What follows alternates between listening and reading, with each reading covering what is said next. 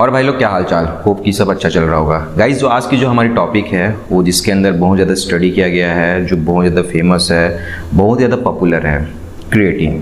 Creatine एक ऐसा supplement है जिसके ऊपर इतना ज़्यादा स्टडी रिसर्च किया गया है। ये इसका जो स्टेबल फॉर्म होता है उसको बोलते हैं हम लोग क्रिएटिन मोनोहाइड्रेट, जो बेसिकली मार्केट के अंदर आपको क्रिस्टल फॉर्म में, पाउडर फॉर्म में और जो वाटर में इनसॉल्युबल होता है, यानी कि पानी में नहीं घुलता है। ये इतना ज़्यादा फेमस है, इतना ज़्यादा इसका यूज़ होता है कि स्पोर्ट न्यूट्रिशन से लेके आप सप्लीमेंट मार्केट के अंदर आप देखोगे भी तो बहुत ज़्यादा ये फेमस है। ये बेसिकली ये ह्यूमन बॉडी के ऊपर भी बनता है। ये कई सारे स्टडी हमको ये भी बताते हैं कि पर डे ह्यूमन के बॉडी के अंदर 1 ग्राम बनता है ये।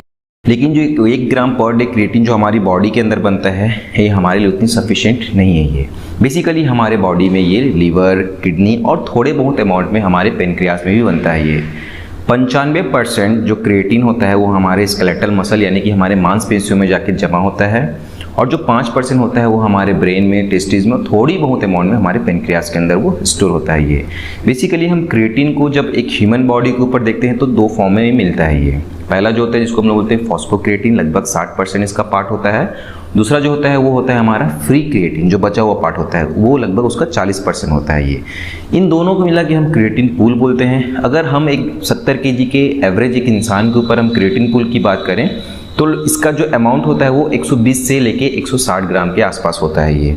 ये बेसिकली उसके मसल साइज, उसके मसल फाइबर के ऊपर भी डिपेंड करता है। ये क्योंकि ज़रूरी नहीं है कि आप एक 70 kg के इंसान हो तो आपका मसल साइज छोटा हो सकता है, बड़ा भी हो सकता है।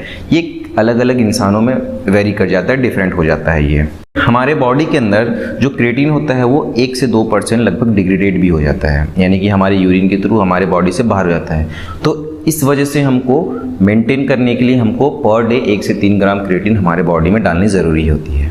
एक एग्जांपल लेके चलते हैं। कई सारे स्टडी रिसर्च में जब स्टार्टिंग में किया गया तो जो रेड मीट है, जो बीफ का मीट है, जो सी फूड है जैसे कि सालमन फिश है, इनके अंदर इनके मीट में देखा गया कि अच्छी मात्रा में क्रिएटिन मिलती है। जब इसके बारे में रिसर्च किया गया, स्टडी किया गया, बाद में पता चला कि इसके कई सारे हेल्थ बेनिफिट हैं, कई सारे इसके जो डिसीज़ वगैरह हो जाते हैं उनको लेके चला, उनके ऊपर भी हेल्थ बेनिफिट है। तो बहुत ज़्यादा स्टडी किया गया इसके बारे में। लेकिन आज के डेट में क्रिएटिन जो है एक अलग ही तरीके से बनती है लैब के अंदर, क्योंकि स्टार्टिंग में क्या होता था कि बहुत ज़्यादा आपको मीट लेना पड़ता था, तब थोड़ी बहुत जगह अमाउंट में हमको क्रिएटिन मिलती थी। लेकिन जब उसकी बेनिफिशियल इतनी पता चलते गया धीरे धीरे, तो अब उसको एक लैब में अलग तरीके से बनाया जाता है, जिससे हमारे जो सप्लीमेंट मार्केट के अंदर बहुत ज़्यादा अमाउंट में आपको मिलती है, जो कि इसका एक बहुत अच्छी बात है ये, क्योंकि इसकी हेल्थ बेनिफिट्स भी बहुत ज़्यादा हैं। चाहे आप बॉडी बिल्डिंग में लेके चलो, चाहे एक एथलीट्स को लेके चलो, चाहे आप एक normal day to day life को मेंटेन करके लेके चलो। गाइज यहाँ पर अगर आपको अपने बॉडी के अंदर एक अच्छी मात्रा में क्रिएटिन को स्टोर करके रखना है, अपने मसल के अंदर अच्छी मात्रा में स्टोर करके रखना है, तो कई सारे स्टडी हमको ये भी बताते हैं कि 5 ग्राम क्रिएटिन को आपको पर डे 4 टाइम्स लेना है, और इसका जो ड्यूरेशन होता है वो 5 से 7 दिन का तो होता है, जिससे आपके बॉडी के अंदर जो क्रिएटिन की जो स्टोरेज पावर है वो बढ़ जाती है। अब बेसिकली जनरली हमको ये बोला जाता है कि जैसे हम सप्लीमेंटेशन से क्रिएटिन लेते हैं तो उसकी जो स्टोरेज पावर है वो इंक्रीज होती है हमारे मसल्स के अंदर, साथ ही ये एटीपी प्रोडक्शन को भी बढ़ा देता है। एटीपी यानी एडिनोसिन ट्राइफॉस्फेट, जो एक एनर्जी का फॉर्म होता है, जो बेसिकली हमारे बॉडी के अंदर नेचुरली तरीके से बनता है। ये कहीं ना कहीं इसमें क्रिएटिन का भी रोल होता है। तो ये बहुत ही ज़्यादा इंपॉर्टेंट है, क्योंकि जब आप वर्कआउट करते हो, आप रनिंग करते हो, या फिर डे टू लाइफ में ऐसे वर्क करते हो जहाँ आपको एनर्जी की बहुत ज़्यादा ज़रूरत होती है, तो ये हमारे लिए बेस्ट है कि वो हमारे बॉडी के अंदर एटीपी के प्रोडक्शन को बढ़ा देता है, जिससे हमारी बॉडी को पूरे दिन तक अच्छे से एनर्जी मिलती है, हमारी पावर बढ़ जाती है, हमारी मसल्स की स्ट्रेंथ बढ़ जाती है। ये तो बेसिकली क्रिएटिन बहुत ज़रूरी है हमारे बॉडी के लिए। एक एग्जांपल लेके चलते हैं कि जैसे कि हम एक सी फूड सालमन फिश खा रहे हैं या फिर रेड मीट खा रहे हैं जहाँ से हमको क्रिएटिन मिलता है, तो लगभग 1 से 2 ग्राम क्रिएटिन हमको हमारी बॉडी में मिल जाती है। बाकी प्राइमरीली ये हमारे लीवर और किडनी में जाके ये सिंथेसिस होता है। ये आपको एक स्क्रीन के अंदर एक चार्ट दिख रहा होगा जहाँ पर आर्जिनिन और ग्लाइसिन ये दोनों मिलके आपस में एक साइकिल के अंदर ये रोटेट होते हैं। एक साइकिल के अंदर क्रिएटिन बनाने का एक प्रोसेस आपको दिख रहा होगा स्क्रीन के अंदर। ये सारी चीज़ें हैं जिससे हमारी बॉडी के अंदर क्रिएटिन बनती है, कैसे एटीपी का प्रोडक्शन होता है, ये आपको वहाँ से पता चल जाएगा ये। लेकिन एक चीज़ यहाँ पर है कि जो वेजिटेरियन भाई लोग हैं हमारे, जो वेज से अपनी बॉडी बनाते हैं, वेजिटेरियन वेज वगैरह खाते हैं, अगर हम कंपेयर करें नॉन वेजिटेरियन फूड से, तो वो क्या होता है, उनसे क्रिएटिन जो है कम मिलती है उनको, क्योंकि वेजिटेरियन डाइट के अंदर क्रिएटिन की मात्रा बहुत कम मिलती है।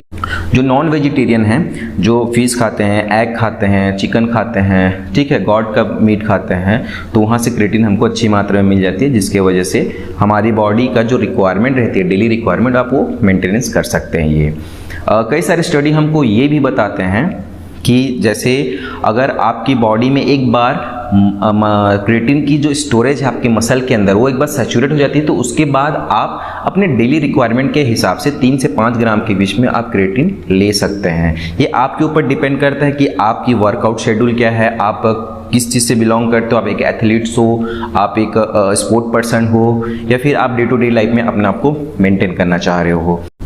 मोस्टली स्टडी हमको ये भी बताते हैं कि अगर आप एक एथलीट्स हैं, आप एक स्पोर्ट पर्सन हो, या फिर बॉडी बिल्डिंग में जाना चाहते हो, जहाँ पर हमारी क्रिएटिन का बहुत बड़ा रोल है, ये अपने मसल्स के अंदर क्रिएटिन को स्टोर करने के लिए, मेंटेन करने के लिए हमको 5 से 10 ग्राम लेनी चाहिए, जिसकी 100% बायो अवेलेबिलिटी है, यानी कि हमारे बॉडी में उसका यूटिलाइजेशन होता है वो 100% है। ये तो ये बहुत अच्छी बात है, लेकिन कहीं ना कहीं हमारे दिमाग के अंदर ये भी आता है कि अगर मैं 5 से 10 ग्राम में इतना इसका बेनिफिट्स ले रहा हूँ, तो क्यों ना मैं ज़्यादा लेके चलूँ। बट बेसिकली ये कहीं ना कहीं ये रॉन्ग हो जाता है, कहीं ना कहीं हमारे साथ गलत हो जाता है, क्योंकि क्रिएटिन का 5 से 10 ग्राम में जो इफेक्टिवनेस है, आप उसको 20 ग्राम ले लो, 40 ग्राम ले लो, उतना ही उसका इफेक्टिवनेस रहेगा, क्योंकि हर चीज़ का एक बॉर्डर लाइन होता है। हमारी बॉडी के अंदर भी एक बॉर्डर लाइन है जिससे वो ज़्यादा नहीं जा सकता। हमारी बॉडी भी 5 से 10 ग्राम को एक्सेप्ट करती है, उसको पूरा यूटिलाइज करती है, उसको अच्छे से हमारी बॉडी को बेनिफिट्स भी पहुंचाती है। लेकिन अगर आप ये सोच रहे हो कि हम इससे ज़्यादा लेके ज़्यादा बेनिफिट्स मिले, तो ये कहीं ना कहीं गलत हो जाती है। ये तो बेसिकली हमारे जो स्टडी है, हमारे ये हमको प्रूव करती हैं कि 5 से 10 ग्राम हमारे लिए बेस्ट है ये। तो गाइज़ ये तो हो गई हमारी क्रिएटिन के बारे में एक बेसिक इंट्रोडक्शन। आगे इसके बारे में बहुत सारे ऐसे टॉपिक्स हैं जो मैं आगे कवर करने वाला हूँ आने वाले वीडियोस के अंदर। होप कि आपको ये वीडियो पसंद आई होगी, और तब तक के लिए आप लोग हेल्दी रहिए, फिट रहिए। Good bye.